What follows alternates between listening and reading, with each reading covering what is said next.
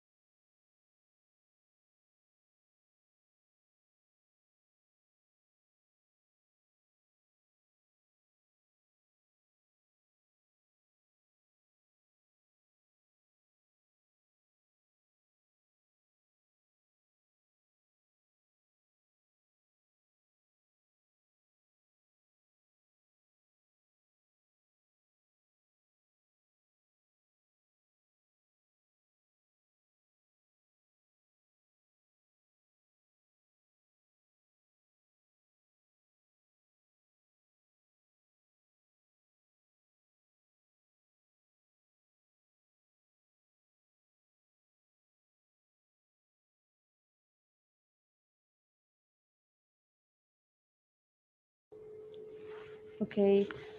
Good evening, good afternoon, and good morning to everyone. I hope all of you are safe and healthy. Thank you for joining us today for the second Chat for Change webinar titled Unsafe and Untreated, Improving Citywide Inclusive and Resilient Sanitation Service Provisioning. This webinar is organized as part of a three-part series under Accelerating Access Coalition Initiative's Nudge Learning Lab, which consists of 9 webinars spread over the upcoming months. This webinar aims to discuss the challenges and opportunities of safe and equitable access to urban sanitation services provisioning in the context of rapidly growing Indian cities. We have with us a great group of women in the panel today, sharing insights and discussing about their research work and on-ground projects. Some of the key points we'll be discussing is about short-term and long-term opportunities in sanitation service provisioning, government policies and subsidies, and the optimal sanitation system, safe disposal, and community engagement and participation. Some of the housekeeping rules is before I introduce the speakers. If you have any questions to ask, please do so in the Q&A tab and not in chat. Please indicate the speaker if you want a specific answer for your question. If you would like to introduce yourself or comment on anything, please do so in the chat tab. We will launch some poll questions in between the program, so please participate. It will give us some live insights from our panelists. Thank you. And now let me briefly introduce you to the speakers in the order of the program agenda. Our first speaker is Malini Reddy, who's a professor at ASCI Hyderabad. She has more than 23 years of professional experience in the areas of sanitation, both nationally and internationally. She leads a citywide inclusive sanitation work at Warangal City and supports the Greater Warangal Municipal Corporation. She has been instrumental in creating a model city for safe and inclusive sanitation for the municipal corporation. Welcome, Malini. Next up is Diana Micklin, who is a professor from University of Manchester and a senior associate from International Institute for Environment and Development. She specializes in urban poverty and inequality, especially focusing on urban poverty reduction programs and the contribution of collective action by low income and disadvantaged groups. She has worked on urban social movements and their strategies of confrontation and collaboration with state agencies. Happy to have you with us, Diana. Next is Sugandha Priscilla. She's a senior consultant at Indian Institute of Human Settlements and at Tamil Nadu Urban Sanitation Support Program. As part of the TNU SSP, her work focuses on providing a gender lens to sanitation. She coordinates several programs related to the improvement of community toilets, menstrual hygiene, and sanitation workers under the Citywide Inclusive Sanitation Project in Trichy, Tamil Nadu. Welcome, Sugandha. The next speaker is Shaini Saha, who is the program officer in IRC India. Shaini is the she's a developmental professional with over 10 years of experience. Her experience and interests lie in issues of social inclusion with a particular focus on gender. She supports IRC with handling both Indian and Bangladesh programs. Welcome, Shiny. The final speaker of the day is Mehreen Mato, Program Manager from NIUA. She specializes in decentralized wastewater management, citywide inclusive sanitation, water and sanitation safety planning, and preparation of city sanitation plans. She also often works on capacity building initiatives to scale up non-sewered sanitation at national and South Asian level. Welcome, Mehreen. A warm welcome to our speakers. The session will be moderated by Shivali Jaina, who is the manager in the urban water team from WRI India, who will also be presenting later today, and myself, Sindhuja Janakiraman. I'm a project associate in the urban water team as well. So before the first presentation, let's take the first poll question. We'll just take a minute to send in our responses.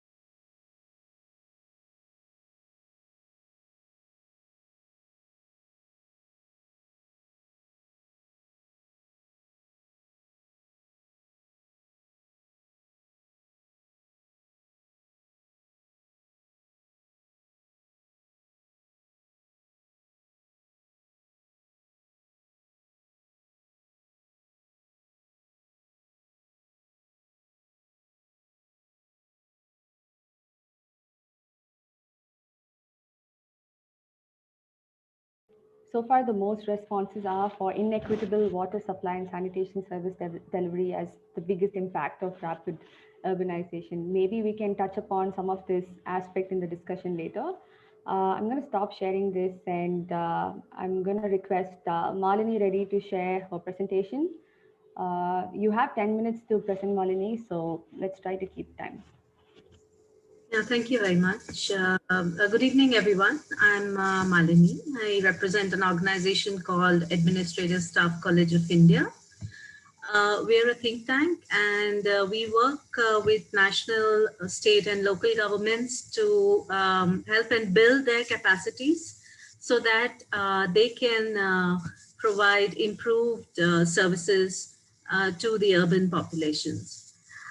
Today, I'm going to focus my presentation on our experience of supporting the city of Warangal, which is the second largest city in the state of Telangana, in its journey towards becoming a citywide inclusive sanitation. Since this is the first presentation of the day, I thought I would take take you through the principles and all of us are students and we know that there are the concept or the approach of citywide inclusive sanitation has 7 interlinked principles and the approach advises that each of the city evaluate its own performance on each of these principles and take concerted efforts and steps towards meeting these interlinked principles. So before we get to that and talk about what initiatives the city has taken, I thought I would just give you a brief that Warangal is a city with a population of close to 10 lakhs. So it's a reasonably large size city and it's completely non-sewered. So therefore, the challenge of providing fecal sludge and septage management services is quite large. We've been supporting the city for about 4 years now, and during this time, we've seen considerable improvement, particularly working very closely with the leadership team. In fact, today I'm filling up for the ex-commissioner of Warangal, Ms. Pamela Satpathy, who's moved on to another city. Otherwise, you would have had the good opportunity of listening to her directly. So let's begin. the first principle of any city to call itself a true sanitation city is that all people are covered with the basic benefits of sanitation, and the services are equitable. When we say equitable, basically we are talking in terms of being pro-poor and ensuring that services reach all. So one of the very interesting institutional initiatives taken by the city was in order to provide individual household toilets to all. Many cities set up a helpline, and however, the process that you see on the right side is actually an interdepartmental process set up, which was led by the additional commissioner, town planner, and sanitary inspectors and resource persons would meet once in a week to review all the applications that had come for individual household toilets and then fast track it. So given the size of the city, when we went in, it was about 70% of the households had toilets. Now they've reached a point where 95% have reached toilets. That's a huge number to reach. And this institutional structure, led by the second in command in a city, really helped in bringing that interdepartmental convergence and also clearance of finances, because the money had to go to the beneficiary. So that process was really streamlined and fast-tracked. So this was an interesting initiative, and I just want to share that with you. In addition to that, there were many localities. Warangal has about 187 slums. Many slums are such where households do not have space or even basic ability to construct an individual household toilet. So the city went on constructing multiple models of provisioning of public toilets and community toilets. Exclusive toilets for women were built with all facilities such as childcare and menstrual hygiene facilities. Mobile toilets by converting old buses are provisioned. This is probably the only city which has more than 50 public toilets on public-private partnership mode, which run very well. The only city which has given about 87 of their toilets for operation and maintenance by self-help group women enterprises, and focused a lot on school sanitation. A small amount of 50 lakhs of funding from a company like OICL led to a disbursement of 20 crores investment into school sanitation by the city. So the way to leverage CSR is to really use it as a catalyst, and this is something which the city could do quite efficiently and quite effectively. Slum improvement is a major activity, and we do realize that working in just one slum and bringing some improvements is not enough. We need to take a structural approach. So the city has taken a structural approach, appointed an officer on special duty for improving slum sanitation, ensured desludging services are prioritized to slum areas, ensured that the pricing is less, ensured the scheduled cleaning of drains is taken up. And what you see on the top in the middle is the mayor of the city inaugurating a park made out of recycled material, and also other information regarding sanitation is available in the park for children to learn and understand the importance of sanitation. The second principle deals with gender and equity, and one of the ways of bringing this is to not just provide livelihoods to women and women enterprises, which I already mentioned, but also to bring them into the decision making. So the City Sanitation Task Force includes 50% of the members are women, representatives of different strata of the society. We have also members from the transgender community in the City Sanitation Task Force. So decision making is an integral part of building gender empowerment and bringing the gender lens into sanitation at Warangal. Of course, one of the key requirements of a city to be called a sewerage city is that it is managing the human waste safely, and that too starting from the containment. I'll come to the containment a bit later. But what you see here is basically a location which we call as the Sanitation Resource Park. This comprises of two fecal sludge treatment plants which have been placed. The top left and the bottom left are the fecal sludge treatment plants, and this place really looks like a beautiful park, and this is open for public to come. All the walls are painted with sanitation messages. What you see here is floating islands within, and this is the treated water coming out of the fecal sludge treatment plant. And with a view to implement regular scheduled desludging, not on-demand scheduled desludging, the city has gone ahead through smart city funding to make plans, and now it has cleared and the implementation has started to develop another plant of 150 KLD. So right now they have a capacity of 30 KLD that is being enhanced by another 150 KLD plant. In order to do that, the entire city has been mapped. The households are mapped on a GIS platform. So what kind of toilet containment, what is the number of years, how many years back they were desludged, all that data is captured, and the city is on the way of getting this. In the next 6 months, we would expect the plant to be up.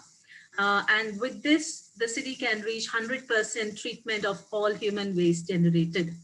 The another principle of CVIS is not just building this infrastructure, but to be able to see that the people, the leadership, as well as the members, operational team members, are fully aware of their mandate, are fully aware of how to be accountable and set aside budgets for this on a year-on-year basis. There are 150 public toilets in Warangal, and all of them have to be maintained. Budgets have to be kept aside. Otherwise, all the assets built will become a liability in no time. There is also now a process which has received sanction from the state government to set up an exclusive department for environmental sanitation. So this department will look at not just FSTPs, but also the many decentralized sewage treatment plants which are coming, very innovative on-site sanitation systems like the Jokaso system, which have been implemented, and also look at this entire process of scheduled desludging, how to operationalize it, looking at a revenue model, seeing how the treated waste, biosolids, as well as water can be reused with an economic model if possible. So these are the things that a department and a typical organization structure has been made, terms of reference are developed, and budgets have been kept aside. And this would be probably the first in the country, city first in the country to have done that. The fifth principle talks about authorities deploying funding and hardware approaches, and many business models involving private sector participation have been brought in, including PPE enterprises by women groups, bringing in CSR funding. For example, they just recently got one PPE sanitizing machine by Vajra. So these are small initiatives bringing in funding support for desludging operators who would like to expand their business, because right now there are about 14 trucks plying, but with scheduled desludging and the 150 KLD plant coming in, the requirement for trucks would be to the tune of about 75. So, there are many operators who are interested, but they don't know how to get loans for it. So process of facilitating all that is being, and my colleagues, you can see here, Raj Mohan, who is the lead, and we have MHO and Ms. Pamela. Everybody is deeply involved, and that's what is the true, we would consider that to be a true victory, or which marks our presence in the city. Malini, 10 minutes is up, so I will request you to speed it up a bit. Thank you. I'll wrap it up. Yeah. So principle 6 talks about taking long-term approaches for demand generation. So these are very innovative approaches of decentralized wastewater systems established in low-income households, and several innovations. So whether it is in containment using Jakasu or public toilet models, all these have led to culminating into a situation where Warangal city is considered to be a city of innovations. And what you see on the slide is our Honorable Minister for Municipal Administration, Shri K.T. Ramarao, who has made an announcement that inspired by Warangal, Telangana is establishing a WASH hub. It is going to be housed in ASCII. This will support learning and promotion of innovations in WASH. Political will is established in terms of how monitoring systems and an extensive amount of ICT systems are deployed for monitoring the impact of training, for monitoring how systems are being maintained. Many people have visited and learned from Warangal experiences, and it's considered to be a best practice. Given the short time, there's only so much one can do. But we have a lot of resources available if you would like to understand the Warangal model. And I'm also joined today by my colleague Jyotsna. And if there are any questions that you would have, please do feel free to put them on the QA, and as well as if Sindhuja permits, the chat box, so that I and Jyotsna can collectively respond to you. Thank you very much. Thank you so much, Malini. What a great way to start the session. By sharing all of those success stories from Warangal, I think all cities can adopt from these lessons. With that, may I request Diana to share her presentation, please?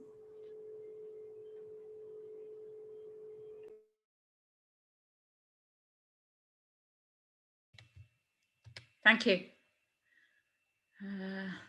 Let me just find the presentation. Okay. Oh, sorry, wrong screen.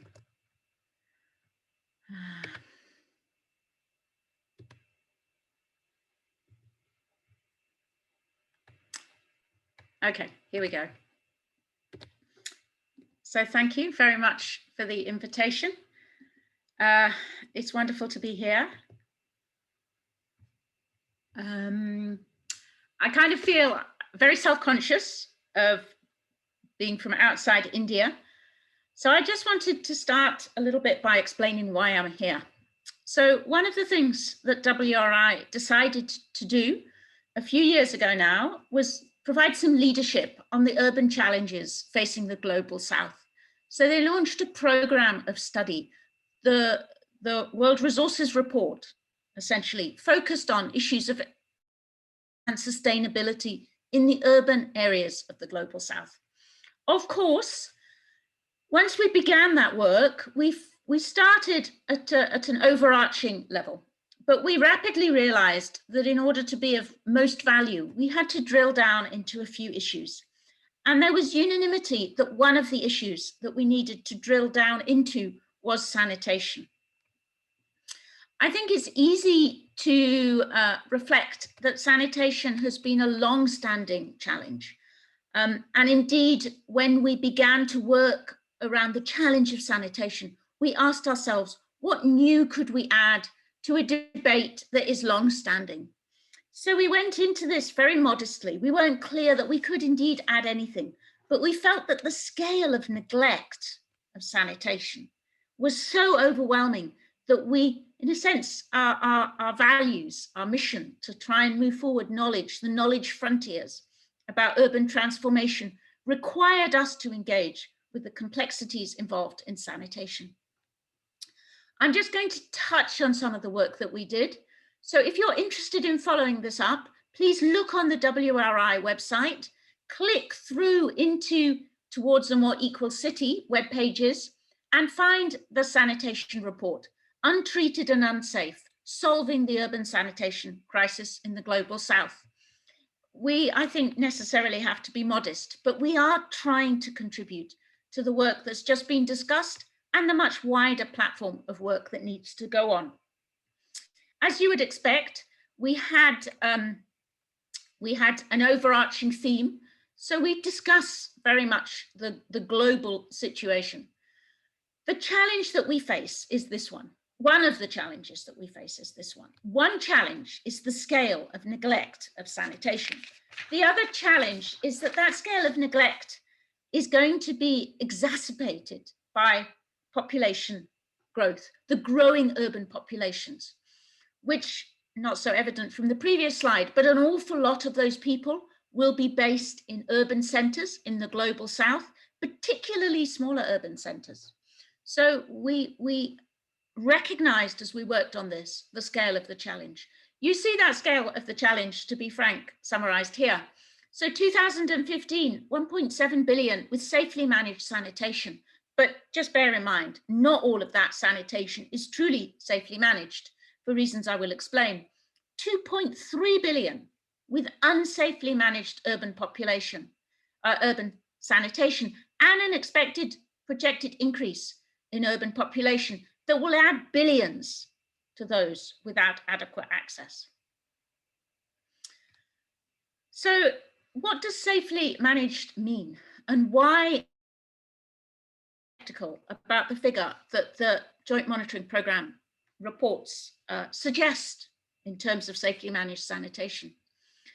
It requires fecal sludge to be moved off-site. In particular, it requires obviously toilets to be available, people to be able to use the toilet, either then the fecal sludge being removed by sewers, or, as is too frequently the case, fecal sludge being kept on site.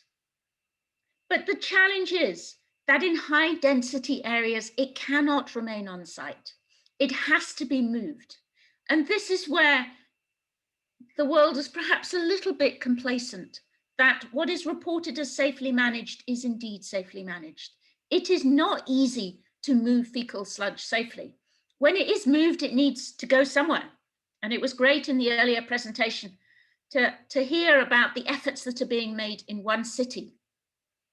It has to be moved safely, regulated to a place where it can be treated. It has to be safely treated, and then the treated waste has to be disposed of. This is not a simple process, and we talk at some length about the challenges involved in that. So in order to go beyond the work that others have done, we drilled down into 15 cities, and in each of those 15 cities, we picked an informal settlement. I hesitate to call that informal settlement representative. It's not truly representative. It's indicative of the challenges that those cities face. So we picked informal settlements that were relatively well located, where there'd been some investment. We were seeking to learn afresh about the challenges.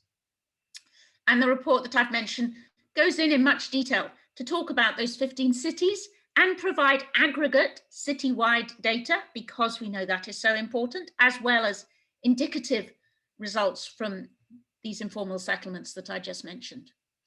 So this slide really summarizes the challenge that we observed. So crudely, across the 15 cities, we had 46% of fecal sludge being collected in sewers. Had their fecal sludge collected in sewers. 49% used on-site sanitation. 5% used open defecation. Now, it's clear that on-site sanitation is possible in some urban areas. In peri-urban areas where densities are lower, it is perfectly safe to use on-site sanitation without having to move the fecal sludge. So we have to recognize really where the efforts come. But in dense settlements, which is all too true of many of the cities, and indeed smaller cities where land is under pressure, in dense settlements, it has to be moved off if it is not going to contaminate the water supply, and if people are going to manage, because sometimes the plot is simply too small to prepare another pit or septic tank. So we have 49% where it's on-site sanitation, 54% where those on-site sanitation is emptied. Some of that is sent to treatment. So some of it we don't have to worry about. Some of it is sent to treatment and it is treated safely and disposed of. About half of it is not sent for treatment. And that clearly is where we're super worried. But even more concerning is even when fecal sludge is in sewers, not all of it is sent for treatment. So you see this data, about 40% of it was not sent for treatment. And indeed, some of it that was sent for treatment, 6% is not treated. So this slide really summarizes the challenge that we have got to track the fecal sludge if we are going to understand how to provide safe sanitation and indeed to provide it. So the report details what sanitation management practices are followed, looking at how this fecal sludge is managed. this slide just outlines the 5 cities that we looked at in the Asian context. So many of these cities will be familiar to you, and I'm not going to go through this slide in detail because you can download it and look at it. But there are a few interesting things I really wanted to highlight. One is that in some cases, things were better in our informal settlements than the citywide averages. Of course, we know many informal settlements where there's serious neglect. I'm not meaning to suggest that we don't have to worry about informal settlements, but this slide really highlights the importance of a disaggregated approach. We cannot assume the problems, and because we can't assume the problems, we can't assume the solutions. We need to really drill down and look in detail at particular settlements and how to address. We also looked at toilet provision, and I think it's worthwhile dwelling a couple of minutes on this. Let me just check my time. I have a few minutes, no? 2 or 3 minutes? You have a minute, Diana. A minute, okay. Yeah. I will speed up just a little bit. So just on the toilet, there is considerable emphasis placed on private toilets, and clearly where that's possible, that is desirable. In some cases, the space is too limited, but often for tenants, which are a very significant group in informal settlements, that possibility is not there. So we discussed the merits of shared and communal or public sanitation. I would say that we concluded that shared sanitation is often adequate where communities can share that process. Communal sanitation may also be adequate. Communal toilet blocks can work well, and we need to understand the conditions under which they work well. One of the other things we really highlighted was the affordability crisis. So it's not just a question of access to toilets. It's not just a question of how to manage fecal sludge. It's also to really look very carefully at who can afford to make those investments in the absence of state support. And we discussed the affordability challenge, looking at capital costs, looking at emptying costs, and also reflecting, especially for those with offsite or sewered sanitation, the costs of water. One thing that we really are conscious of is that insufficient attention has been paid to affordability.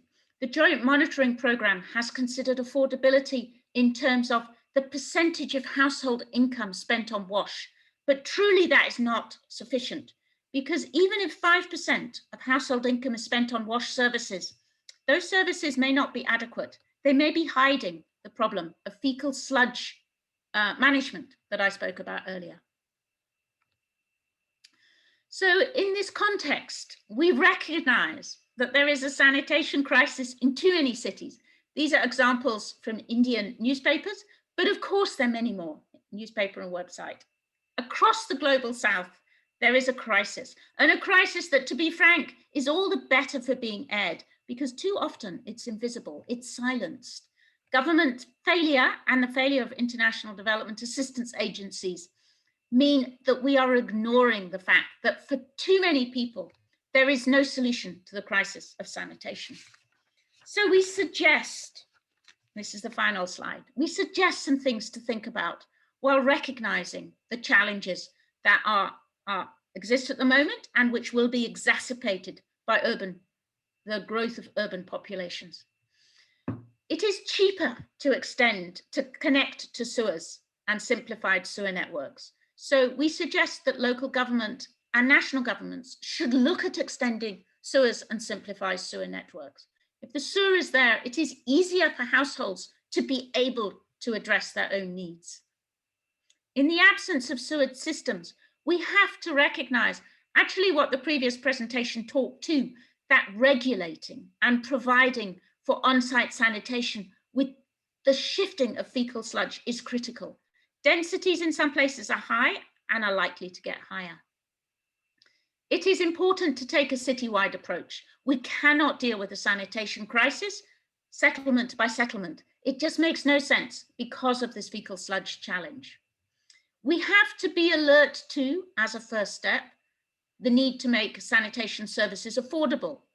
I'm not saying that's easy, it's not, but we need to collect data and reflect on how to ensure it's affordable and work with low-income communities to find ways in which to make it more affordable. And we have to recognize the growing environmental challenge around access to water and think about how to design a sanitation system that is very efficient in its use of water.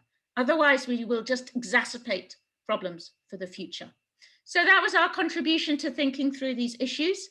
And just to say, it's great to hear a little bit more about what's going on in the Indian context. And I'm very happy to be able to be here with you today. Thank you. Thank you so much, Diana. Thank you for taking us through the WRR report on sanitation. It stresses why we need the citywide sanitation. Thank you so much. Before we move on to the next speaker, I'm going to quickly launch the second poll question. This time, yeah. What is the most influential factor for creating enabling environment for achieving sanitation goals in a city?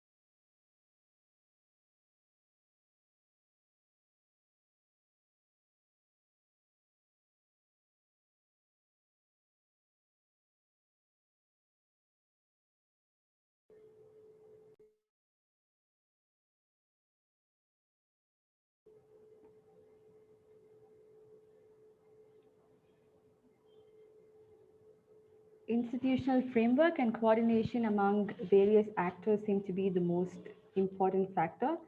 Um, Thank you so much for participating. And meanwhile, if you have any questions that you want to share, ask Diana or Malini, please share in the Q&A tab.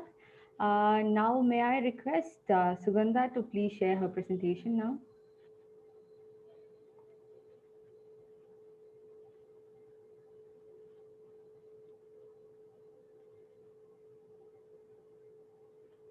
Sugandha? Yeah.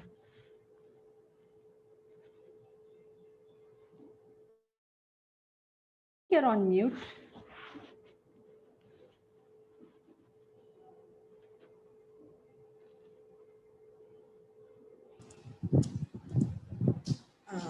Can you hear me now? Yeah, perfect.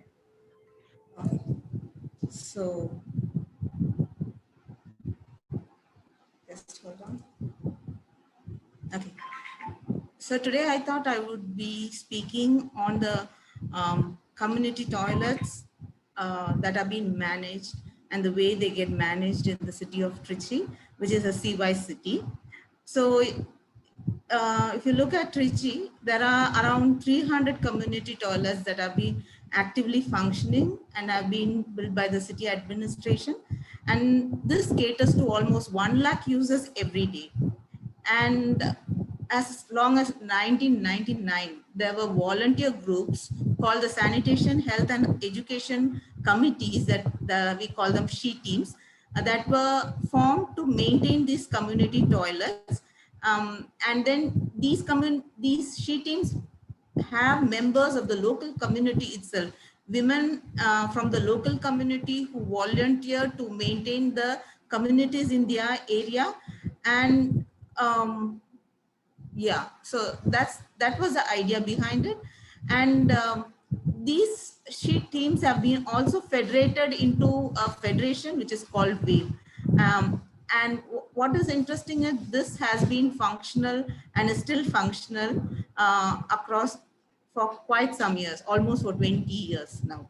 Under the Seawise project, what we are trying to do is we are trying to make it more, we are trying to strengthen the institution, make them more financial sustainable, and we are also trying to make WAVE as a mutual support provider who will be federating the SHE teams and guiding them. If you look at the sustainable O&M model of this city, you find because institutionally they are very strong because they are federation of community members, and conducting social audits, of getting feedback from the community is also very positive, because people from that community are maintaining the community toilet. So the way the people respond is much better.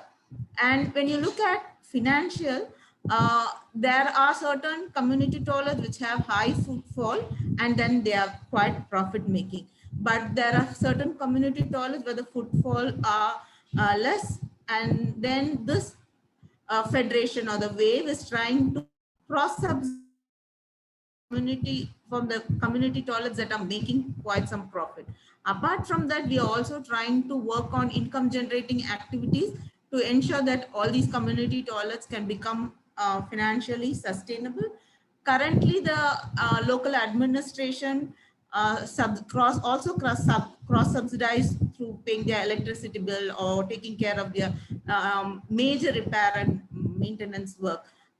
Most of the smaller, like the repair of doors and small things like that, are mostly maintained by the she teams themselves. And if you look at the social thing, uh, having people from within the community, we find these people are quite socially inclined. And even when in some of the community toilets that have to be kept open in the night, it's sometimes difficult for women to be caretakers. They make sure opportunities are given to especially able people, and even for other caretakers they give preference to the, how do I say, the socially deprived people. So we find them quite um, pro pro to the pro poor attitude among the people, because they have a we kind of feeling, and that works.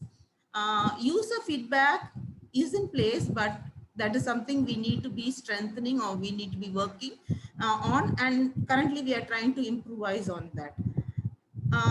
If to explain the roles and responsibility of the she team, the major role of the she team is to maintain the community toilet, keep it clean. There will be a caretaker who sits there. They maintain the financial management, and there's a very simplified uniform bookkeeping system that has been evolved, and they are trying to maintain it. And then there's a reporting system that has been evolved, that which goes to the wave and the TCC once in a month. There's also a self-assessment system that has been evolved, where the she team tries to self-evaluate, like not only their operation, but also the infrastructure of their community toilet, the way the customers are using it, and clients are using it, and things like that. And there is periodic meeting that is being conducted. Now it is being conducted zonal wise, so that there is more representation and voice of the she teams are much heard, and then they are getting federated at the wave level. And the she teams also mutually give support to each other. Like I said, the cities with higher footfall support them with the lower footfall, and when there are some problems or community related issues that the given she team has to face, then the other she teams actually, so there's a lot of federated, and there's the strength of the people is actually brought together, so which actually helps in maintaining these community toilets. And as I already told, the buy-in of the residents and the local community ownership is high in this model. And when you come to the wave, the one-time activity is the wave. Wave members, when they take up a new toilet, they go to the area, sensitize the community members in the area, identify SHGs that are willing to be she teams and maintain the community toilet. And then they would be giving a training on the day-to-day management of the toilet.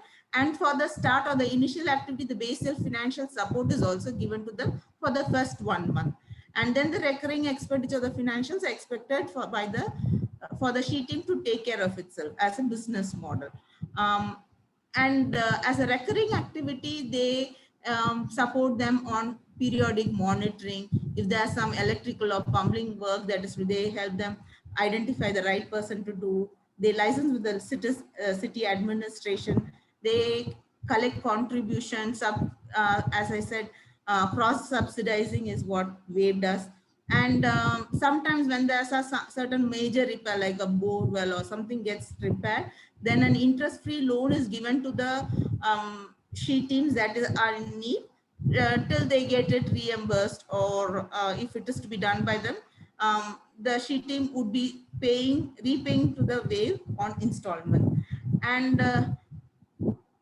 as usual, there are some conflict resolution activities also that the WAVE has to undertake, like within the she teams or within the, she team and the community or any other stakeholder.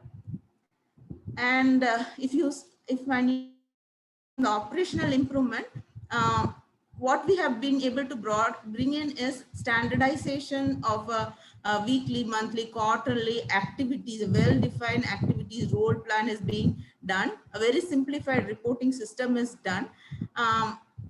Repair and maintenance protocol is something that they are doing but need to be still strengthened on. And with regard to WAVE, they do a lot of surprise visits to identify and the scope for improvement and things like that. Similarly, they also do a lot of support activity for the she teams. Accountability, the she teams have a display book which they fill up daily. There's a self-assessment scorecard that they do monthly. TCC has an TCC is the city administration, which has an electronic feedback client feedback system. This is something that still need to be strengthened. It is available, but yeah, lots more to be improved on. And WAVE has a monthly zonal level review meeting, surprise visits, and there's a local NGO partner who supports the WAVE as per need. And institutional strengthening, she has a very democratic way of selecting its leader. There are periodic meetings and decision making is through consensus. Most of the she team has 6 to 12 members. Some of the she teams have even more members in it, depending on the area and the willingness of the people.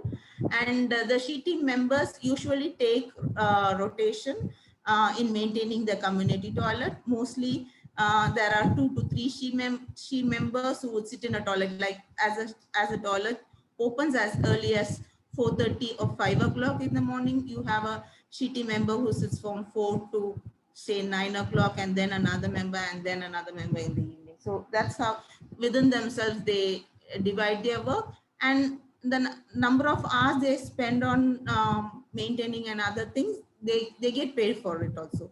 So there is from the income that they earn from the user fees that they are collecting. The user fee is usually 1 to 2 rupees, and in some places it's a monthly.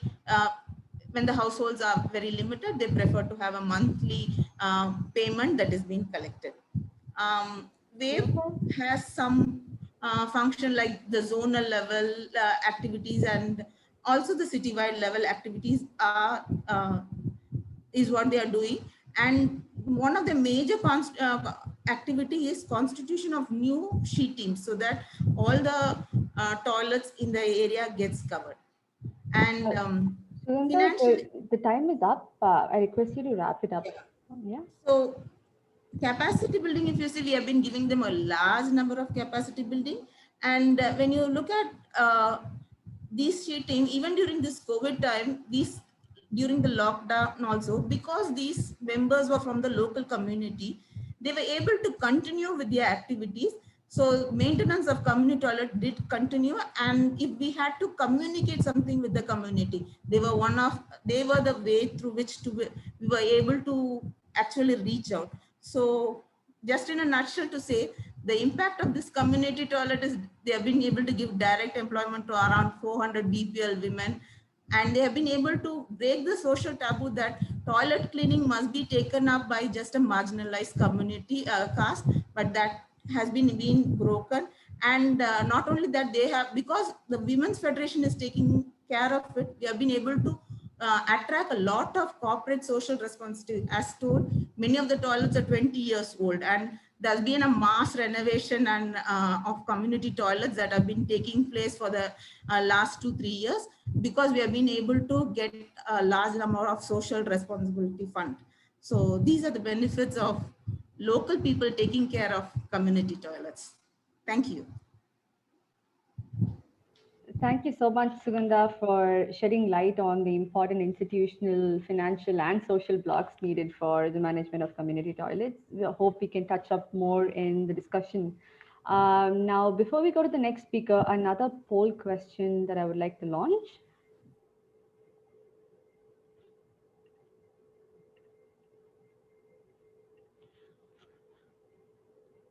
What is citywide inclusive and resilient sanitation to you? Is it an approach, a process, a goal, or just a fancy name?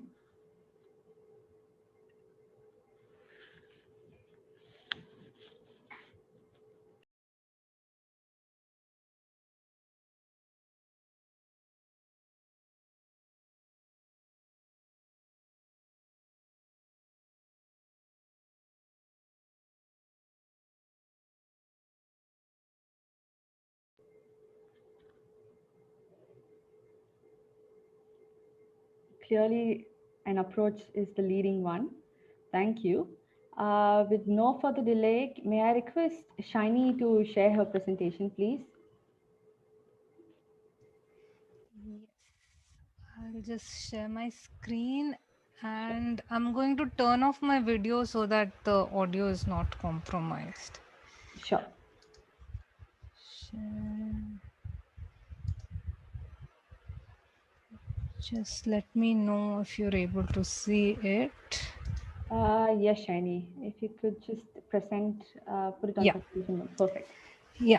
So I'm going to be talking about a systems approach to sanitation through IRC's fecal waste calculator. Now, at IRC, we believe that delivery of safe and sustainable wash services requires strong wash systems nationally and locally. So our theory of change is we work on strengthening systems so that we achieve strong national and local wash systems so that we have wash services for everyone. And the impact is as reflected in improved health, school attendance, livelihood. Now, WASH system is a complex socio-technical system. It comprises of a complex web of actors and factors. Actors can range from individuals in a rural household to a large national institution. And factors are elements and influences such as technologies, markets, culture and social norms, aid, and so things. Now, when we look into the complex web and try to form boundaries, it helps to simplify the complexity. Our building block approach is along the same lines to simplify this complex web of actors and factors. So there are 9 building blocks. If I go to the next slide, and they are same across water, sanitation, and hygiene services. Now, a sanitation system consists of a chain of activities. It is a service, not a technology, or it's not about infrastructure. It comprises of a large range of stakeholders, organizations, technologies. It's a whole complex web in itself, who have a clear understanding of roles and responsibilities in the delivery of services. We believe that the government is in the lead and the services are to be monitored for continuous improvement. The sanitation service at a minimum is measured in terms of accessibility, use, reliability, environment protection, and so on.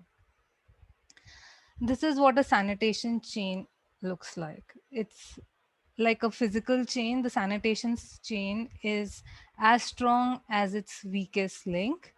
If failure occurs in one part, for instance, it's the containment or emptying or transport, the entire chain is compromised. Fixing one link without considering the whole system in which the chain operates does not reduce the risks, but merely shifts the risks. Understanding sanitation as a service is more than meeting the technical objectives such as creation of infrastructure or behavioral targets such as eliminating open defecation. So what does the IRC fecal waste calculator do? It's a tool to obtain a better understanding of the current situation with regard to sanitation conditions. It's based on current and future populations. It provides insights on the quantitative, that is how much fecal waste is produced and where is it, where is it along the sanitation service chain. It helps in communicating the problems and the challenges more effectively. It provides insights to develop priorities for sanitation. It's also a monitoring tool. However, it is not a tool to assess public health risk.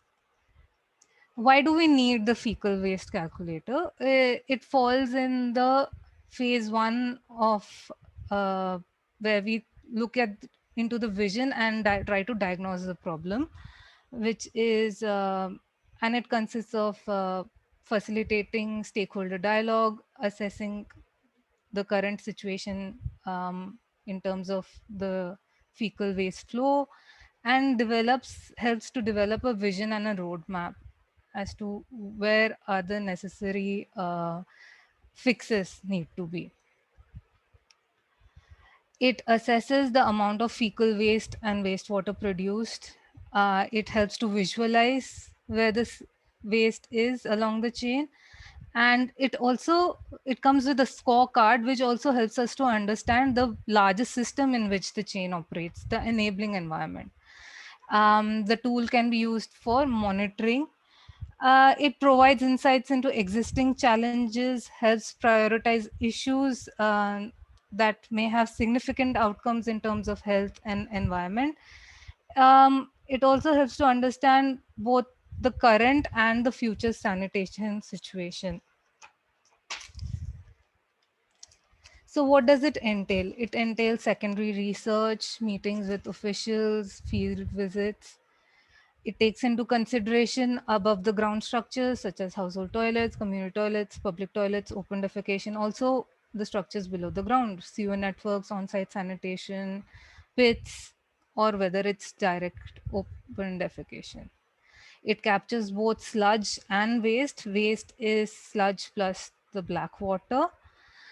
And the steps involved are collection of secondary data, validation, additional data, entering the data into the tool, analyzing the data, and sense making. It is very important to state here that buy-in from the duty bearers is very important for one to carry forward this exercise, because at every stage one will need to interact with the duty bearers, starting from collection as well as analysis and sense making in terms of where the remedial actions need to be. This is what the tool looks like. It's on an Excel sheet. And it takes into account both residents and non-residents, such as migrants, tourist students. It shows results in visually like this, and as well as the enabling environment as captured via the scorecard, which gives insights into the planning, the budgets take into consideration, the standards or permits that exist, and all that. Now, here is an example of we conducted rapid assessments using this tool in 3 cities in 2018. And what the tool told us that even though the city had 100% sewered networks, we had leakages at the transport stage because of leaking sewers. Now, this is city B, which had both sewered networks as well as on-site sanitation system. Here, most of the leakage was happening at the transport stage because of illegal dumping, as well as leakages in the sewer network. This is city C, where most of the leakage was happening at the emptying stage because the pits were not emptied regularly, and there were direct outlets directly emptying into open environment. So what does the tool tell us? It tells us that absolute coverage, as we saw in the case of city A, without major maintenance can cause leakages. It also gives us insights into deep-seated issues. For instance, we saw in the case of city B and C, where because the regulatory framework was not being practiced or did not exist, we had leakages at the emptying and transportation stage.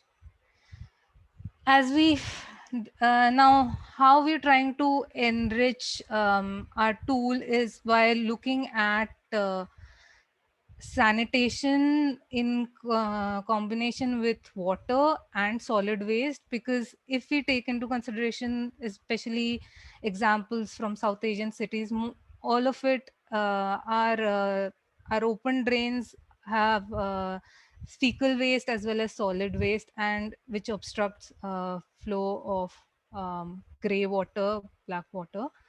What we also discussed in the earlier few presentations, sanitation is about equity. And we're trying to enrich our tool by increasing indicators, particularly in the case of the scorecards, taking into consideration, again, when we look into South Asian cities where sanitation is about manual scavenging, even though it's not legal, we have that still existing. How we can uh, capture aspects of equity better in our fecal waste calculator. Thank you. Thank you so much, Shiny. You were on time. And thank you so much for pointing out why systems approach is important in sanitation service, and as well as running us through the IRC fecal waste calculator. For those of you who want to know further about it, I've pasted the link in the chat and you can refer to it later. Before we go to the next speaker, I'm gonna go to the next poll question.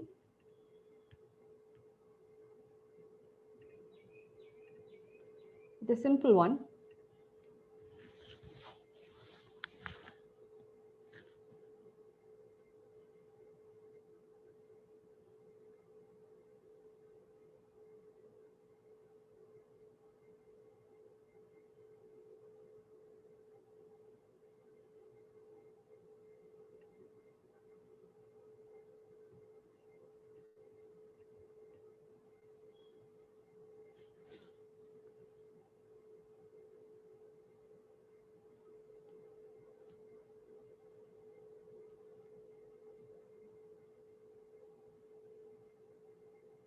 It is true. It is true that city-wide inclusive and resilient sanitation does not only mean universal access, but also sustainable management of waste. All right, thank you. May I request Shivali to now come over and share her presentation, please? Shani, can you stop sharing the screen?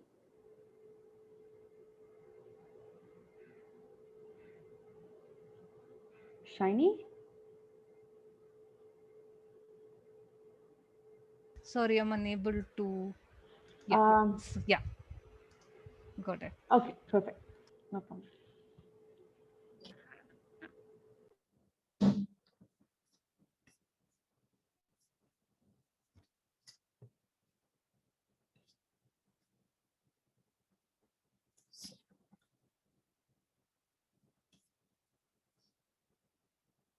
Yeah. So good evening, everyone, again. So I'm Shivali from WRI, and I'll be presenting about under this webinar of unsafe and untreated titled Unsafe and Untreated, about the preliminary research that we have done for the case study of capital of India. So we have specially marked all the locations of the toilet, and just to before coming on to the presentation, all the maps has been drawn by Akash Malik from WRI, and the research has been analyzed with Ashwati. So this is here we have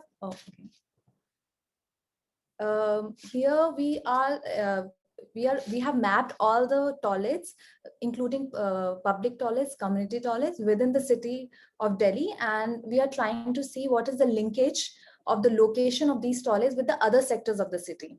So before that, we want to highlight that the mission of Swachh Bharat Mission, which is also called Clean India Mission, wherein we saw the progress of coming up with all these number of toilets for all the urban areas, and recognizing how the health has been linked to sanitation. So that linkage has been recognized through this mission, and no doubt that number of toilets has been built on all the cities, and we have picked the city which has already maximum number of toilets, but still there's a lot of way ahead in terms of sustainable development goals. That is, it still needs to be inclusive and resilient. So when I say inclusive, it should cater to all the section of the society, and it needs to be resilient, like we saw in the two case studies by Sugandha and Malini, that it needs to be sustained and maintained, operated well by the community members themselves. So until we complete that loop, there is a lot of way ahead. So for the standards, with SBM, Swachh Bharat Mission, CPHU manual came up, and before that there were no guidelines, and there was no, there was no official guideline to how on designing and placing the public and community toilets in any city of India. So with these guidelines, there was clear distinguish between public toilets and community toilets, and it was highlighted that community toilets would focus more on low income, high density settlements, and it is basically for defined users, maybe part of community or the entire community, and it is assumed that it would be shared facility and people would not have maybe individual household toilets at their homes. While the public toilets, it would cater to floating population, undefined users, and it would be near public spaces and public transport, so on and henceforth. And the distance, the accessibility distance in case of public toilets would be around 1 kilometer. In case of community toilets will be 500 meters. So with this, if we move towards what is the existing situation in Delhi with these scheme and standards. So we tried to plot all the maps, all the toilets on the map of Delhi, and we saw that the preliminary research is to answer the questions that whether the location of these toilets are as per the population density of the city, whether it is catering to the temporal pattern of the city, the peak usage and the temporal nature of the floating population, the hotspot of urination, because in cities that's the more problem in case of PTs, public toilets. And thirdly, is it in line with the existing wash services in the city? So these are the questions that we try to see only through placing and marking the toilets with regard to other landmarks of the cities. So firstly, if we look at the ward map of Delhi, we see this is the density of all the toilets as per the existing population of the ward. So we see in the periphery of the Delhi, number of community toilets are not like somewhere it's it's reducing, somewhere in some of the wards they do not even exist, and same in case of public toilets. So if you initially look at the map, it makes sense in case of public toilets because it is seen that, okay, maybe the central core area of Delhi has a high footfall in case of it's more tourist in nature. So it should have more number of public toilets. But then periphery of the Delhi, it itself becomes, we cannot see as in Delhi as in isolation. It is part of Delhi NCR. So the periphery of the city plays equal importance in terms of Delhi NCR, and then it becomes the core of Delhi NCR. And similarly, the periphery of Delhi has a lot of If we look at the new Delhi master plan has been released just now, a lot of high density, low income settlement, and the community toilets has not been placed and located as per that those location of JJ clusters. Secondly, if we go further into public spaces and location of public toilets only. So if we look at the spatial location of public toilets in terms of parks and gardens, we observe that around 5,000 gardens and parks do not have access to public toilets within 1 kilometer of distance, which is again, we're going only as per the norms. And you can easily see on the spatially on the map that again, the periphery area of the Delhi do not have access to public toilets. And same is with we try to see that, okay, ASI monuments are the monuments which has the maximum footfall for the tourists, and hence the location of public toilet becomes prime and important. And we realize 12 of the ASI like monuments again do not have public toilets access. And if we talk about accessibility, so here, where I earlier mentioned on the ward map that in the periphery of the Delhi, the location of community toilets and public toilets are not, is not significant. That is also in line with the fact that the third question that we asked, that the existing infrastructure in Delhi, it's majorly well planned within the central part of the Delhi. Hence, the requirement of better wash services is in the periphery itself. However, the location of public toilets and community toilets do not reveal the same. It is not getting in line with the existing wash services. If you look at all these JJ clusters, there are around 458 JJ clusters. When I say JJ cluster, it's the slum areas, basically notified slum areas who do not have access to public toilets within 500 meters. So maybe if we increase the area, we increase the distance to 1 kilometer or more, then they might have access. But then within 500 meter, assuming that slum areas would not have access, some of the household would not have access within their household, it's a serious issue that 458 clusters do not have direct access within 500 meters. And if we look at this map, this is showing the location of public toilets within Delhi. With accessibility of 10 minutes of walking. So if all the gray areas that you see, so these are the roads. If one is standing here, would not be able to walk to any public toilets within 10 minutes of range. And again, all of these areas lie in the periphery of the Delhi. So lastly, as I mentioned, that we also try to see how location of public toilets, the spatial aspect of it, is linked to other sectors of Delhi. So if we want to promote public transport, like bus stops and metros, then we would want inclusivity in terms of people using that public transport facility to have better access to wash facility, and to encourage further use of public transport to create inclusivity in the city. So that part is again missing, as we observed that around 640 bus stops were there, and these are the bus stops which might be connected to the Delhi NCR, the outer part of the Delhi. So people might be traveling to the core, people might be traveling to outside of Delhi, and however this entire area lacks the access of 1 kilometer, the access of public toilets within even 1 kilometer of range, that is 10 minutes of distance. And few of the metro stations are still left. There are around 38 metro stations within the periphery do not have access to public toilets. So that's how the linkage between public toilets with other sector, which is like transportation, using public transport, we try to see the linkage, if there is any. So with this, I would just like to conclude, and we wanted to highlight through this preliminary research that right now it's going totally top down, that just because there's a scheme and there's money, we are just concentrating, the cities are concentrating on making number of public toilets and community toilets. However, the location and the usage, the design aspect should come from the communities itself. So they needs to be part of the primary stakeholders, and the decision of locating public toilets should come from there. So there might be, the second part of the research would be to actually check the status of these toilets, what is happening on ground, and how to strengthen and sustain it in future. However, there might be, in that case, we would recognize some of the public toilets or community toilets which do not have high footfall or maybe are not in use, and there are areas or hotspots which are still left and which might be of importance, because we see in concentration within the central part of Delhi, where all the public and community toilets are located, and some of the areas are like totally sparsely located.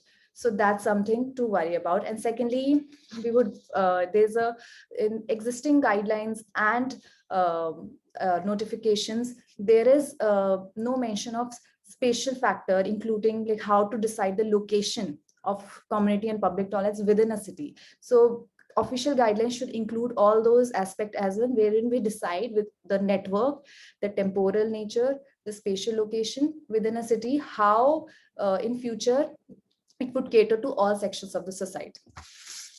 So that's it. Thank you, Sindhuja. You can, over to you. Thank you so much, Shivali. Thank you for sharing your team's research on, the situation in Delhi and the inequity and inadequateness seen in accessing these toilets. Thank you. The next speaker is Meherin Mato. May I request you to share your presentation, please? Yes, sure. Why not? Just a sec.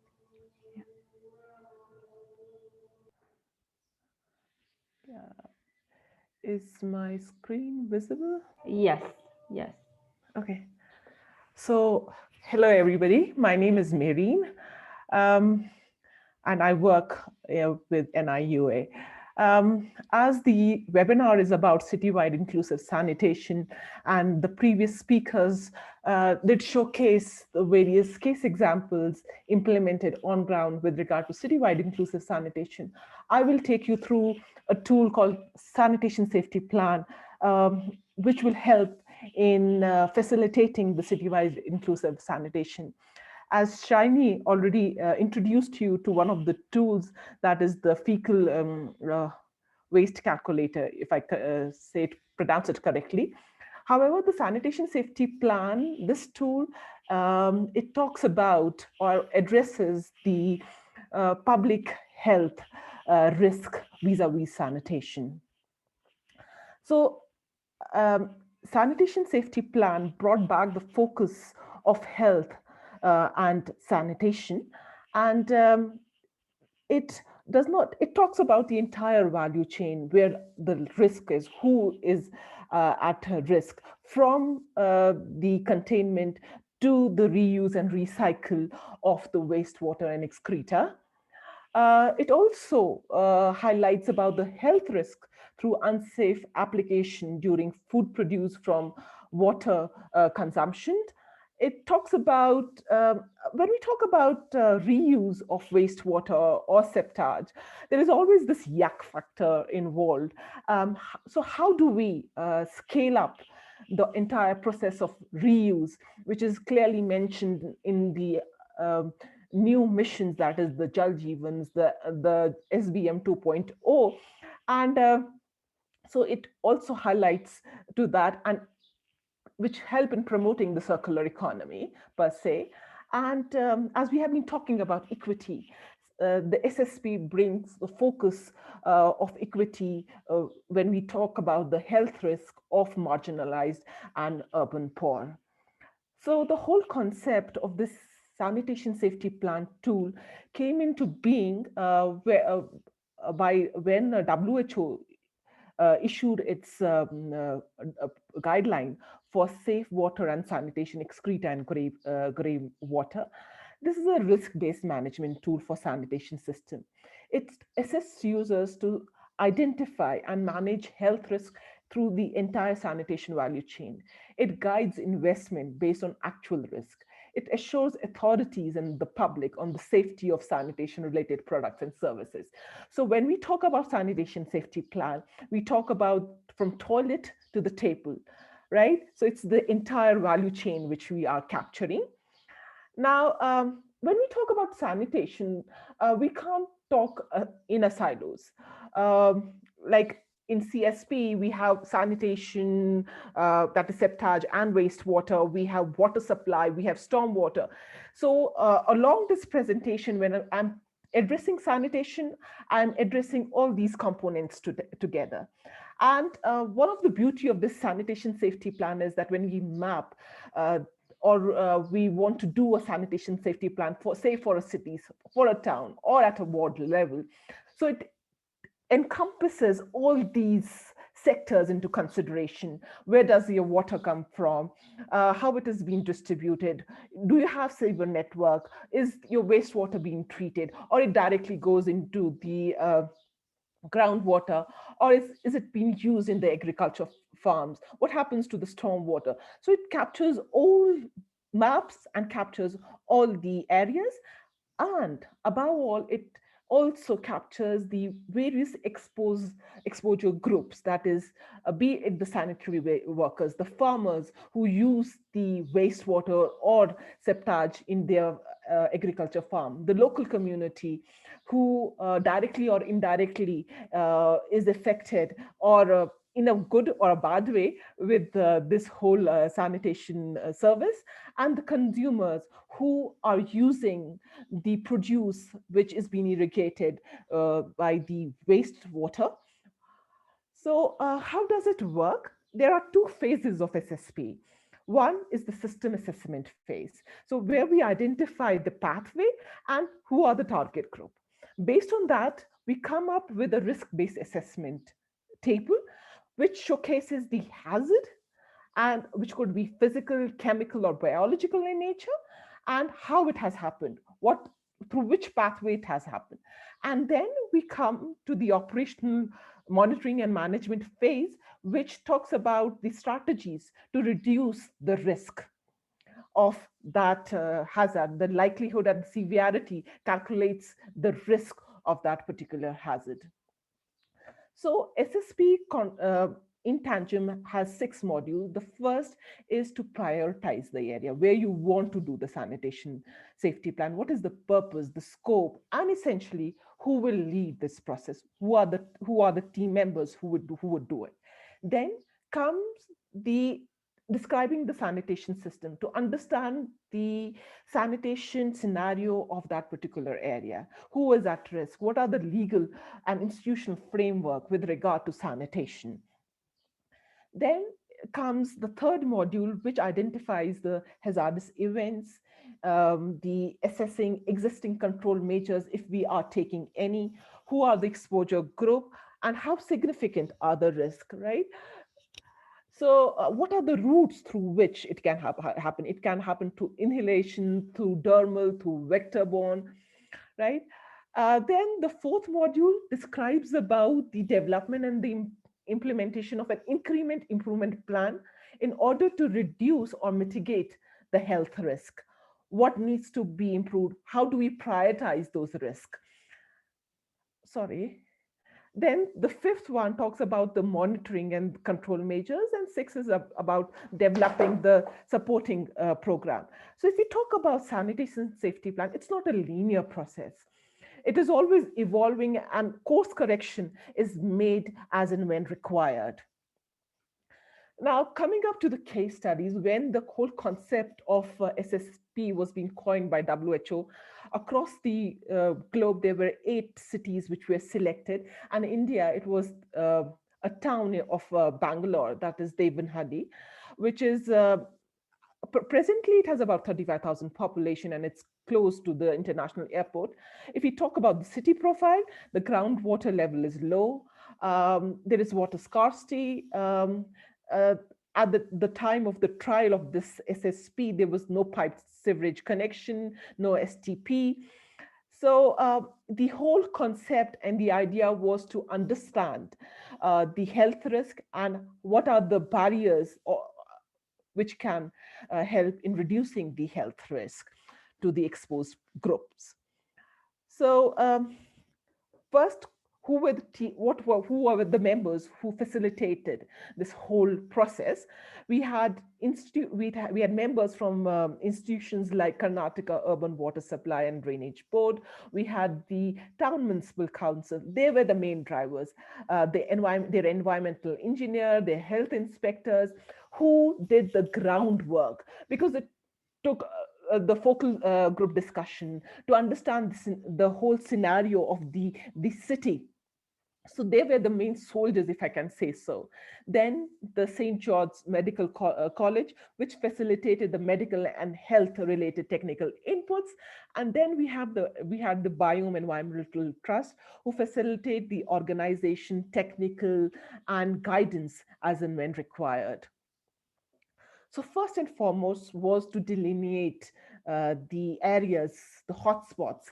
So the open drain systems, the solid waste collection point, the open defecation area, water supply, agricultural land, that was being done, administrating the boundary. One which is a prevalent problem in many of the small and medium towns, which was highlighted by Shiny also, that in Devanahalli, the stormwater was mixed with wastewater, and they had a problem with regard to solid waste management. Now, as mentioned earlier, that there was water scarcity in the area. So the farmers used to tap, still this is a practice which is happening in many of the cities across India, that the wastewater was being tapped.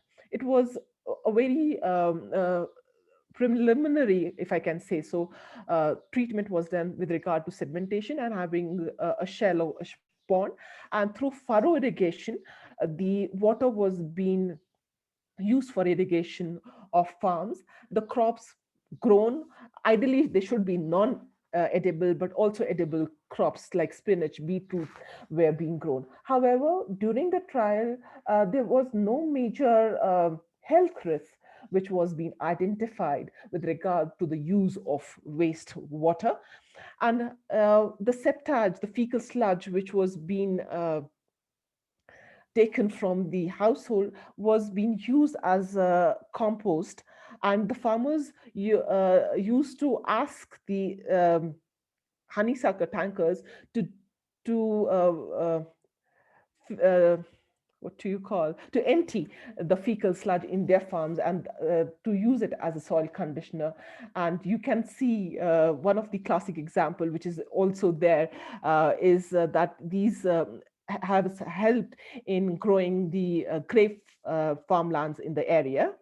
Mehreen, we are actually out of time, so I'm just concluding. Okay, so the improvement plan was to have more communication, outreach, and community engagement with regard to health orientation and training, regular camps, and for sanitary workers.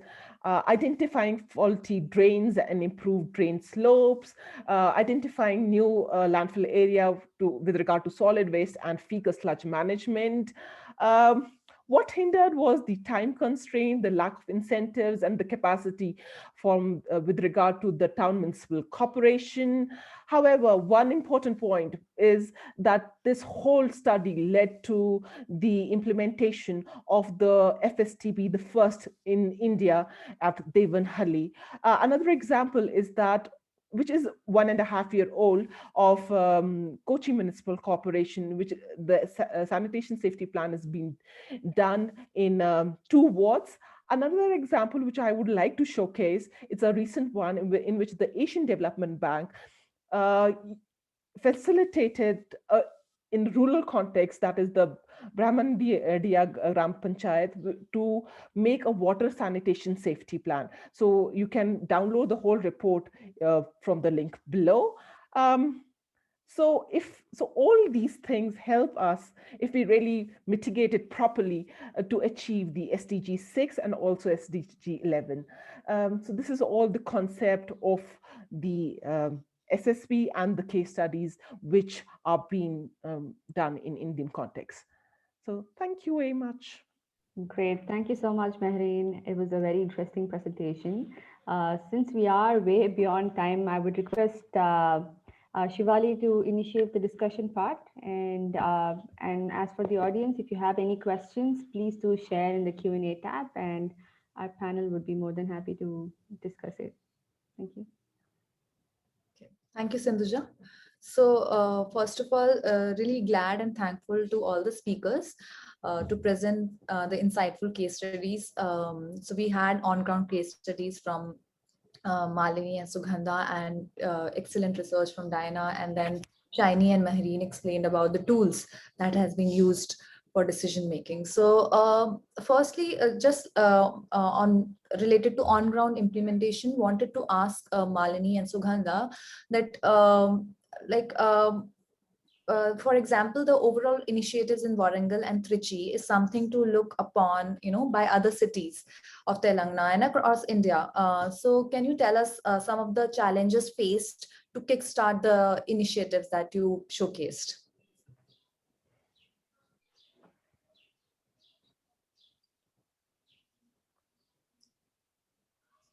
Malini isn't here, Shivali, so I think Jyoti is here, no? she was here. Okay. And Sugandha? She's here. Okay. Sugandha, can you tell us some of the challenges that were faced to kickstart the initiatives?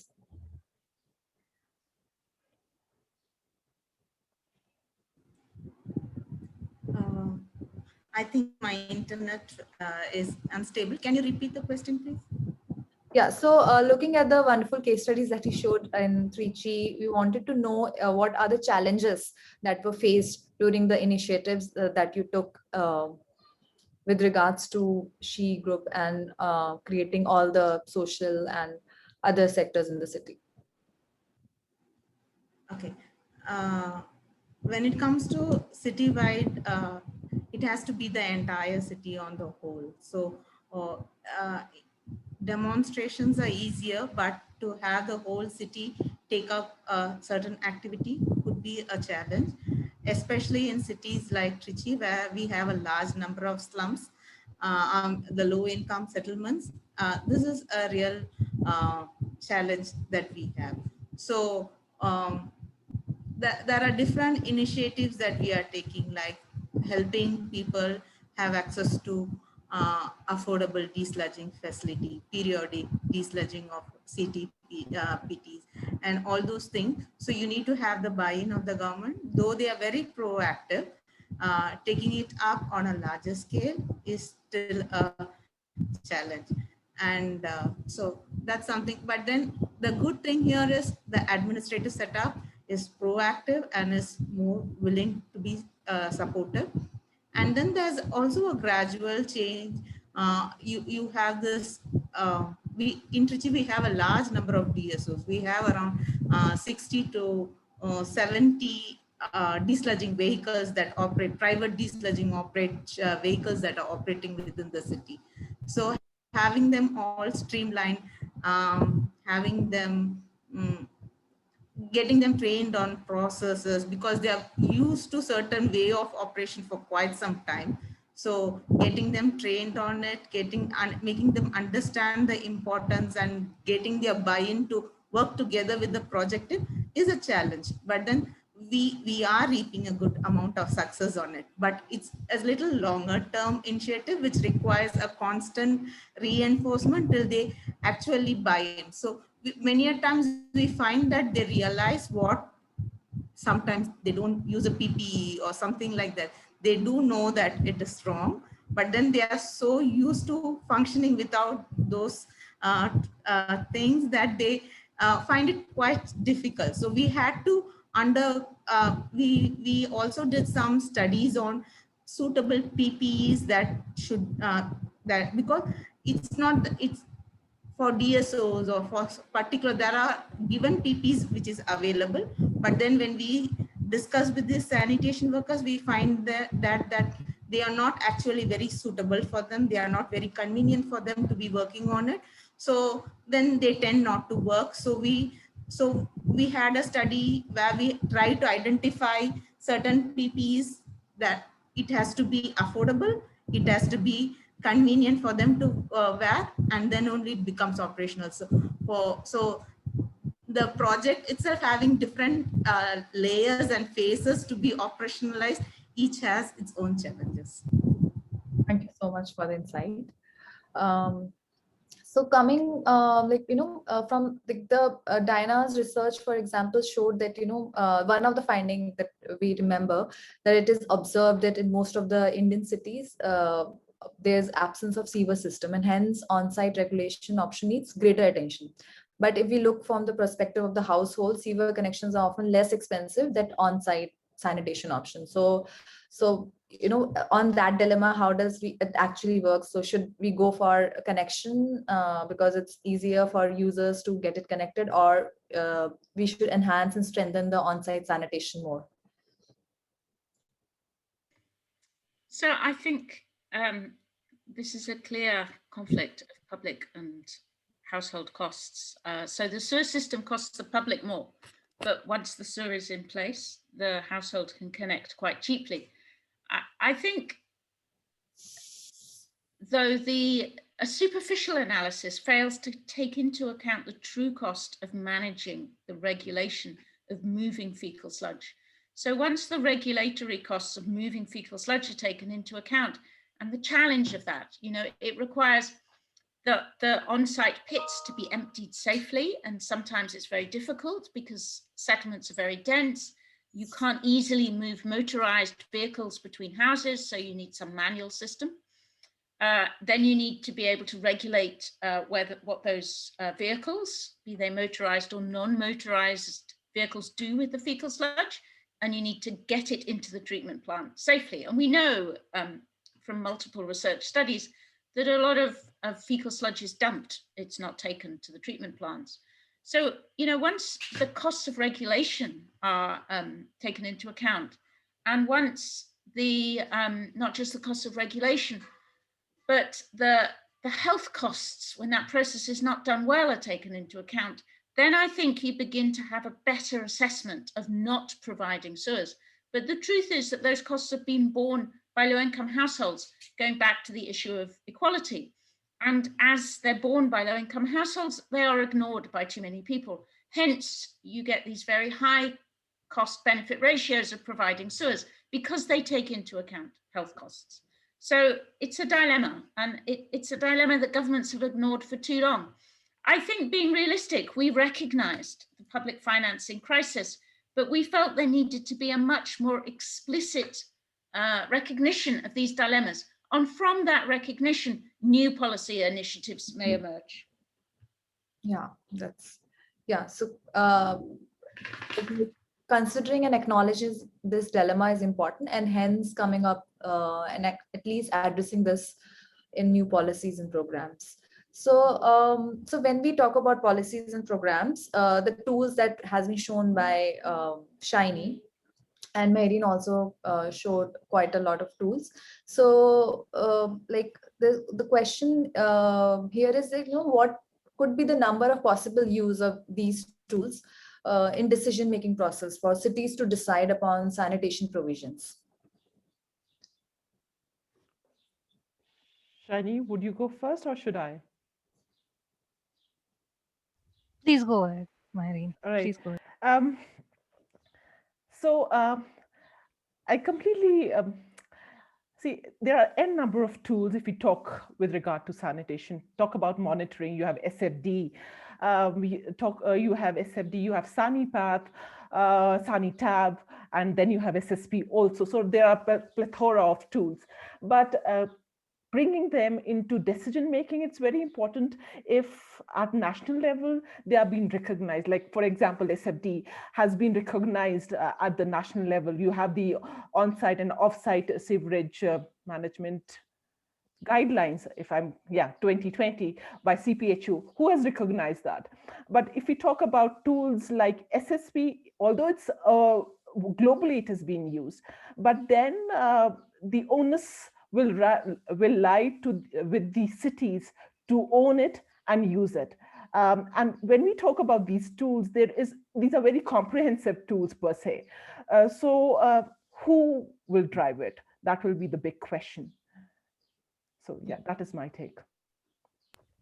If I may just add that, as I mentioned during the presentation, for the fecal waste calculator, in order to be able to use it, you have to have the buy-in from the city or the settlement where you're carrying it out.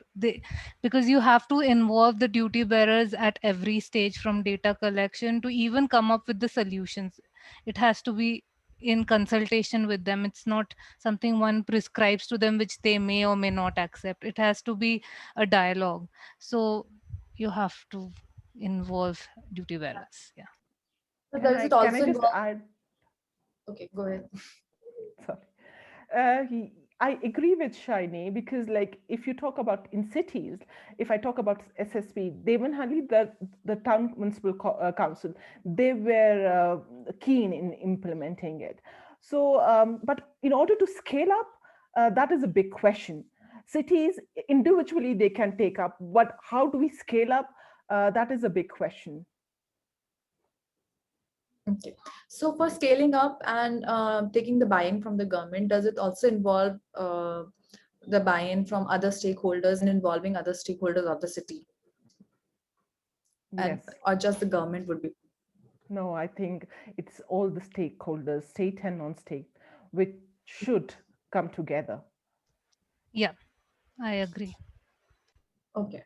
So when we talk about other stakeholders, so I would go back to Sugandha.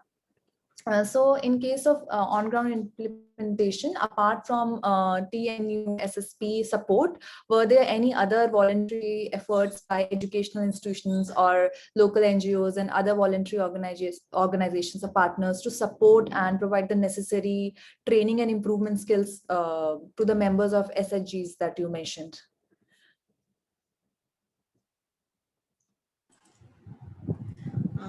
Yes, training and capacity becomes the key here because for a project to be successful. So we do a large number of training. There are trainings, right? If you take for CTPT, you need to train them on management of the CTPT, on bookkeeping, on financing, and making it an enterprise model. Just for one stakeholder, you have a large number of trainings that they require to actually functional very effectively. And then there is another set of trainings you do for the ULB officials, those that need to be done for the engineering people to keep activities online. And then there's a large number of trainings that you do for the DSOs as well. And there are, apart from all these things, you need to have the buy-in of the community as a whole. So there's a large number of awareness program that you need to do with the community on safe disposal, on MHM related activities. Capacity building becomes the core of all the activities actually. All right. So, Santusha, should we wrap up or we can carry on the discussion? I think if there Okay. are, I think if the panel would like to extend the discussion on anything specific about each other's presentation, we can move ahead. But we are over time, unfortunately. So in a way, we can also wrap it up if the whole panel agrees. Okay, I will take that as a yes. Okay. Okay, in that case, it was great speaking to all of you, and it was great to see all of your presentation and all of the information that we had to take in today from different contexts. It was truly, truly insightful. So we will soon share the recording as well as a summary brief of this particular webinar session on our website. You can have a look at our ACO website. So thank you everyone for being here today. Amidst the dark times of COVID, everyone still kind of made it here. So very thankful for that. And thank you to all the speakers, Shaini, Mehreen, Diana, Sugandha, and Malini, who was there before. It was truly nice seeing all of you and hearing you talk. And Shivali, of course, for co-moderating with me and for the really nice presentation. If maybe Shaini, if you can switch on your camera for a second, we could just take a quick screenshot. Yeah. Yeah, perfect. Thank you, WRI. Sindhuja and Shivali for inviting us. Thank you very much. Thank you. And have a nice day. Bye. You too. Bye.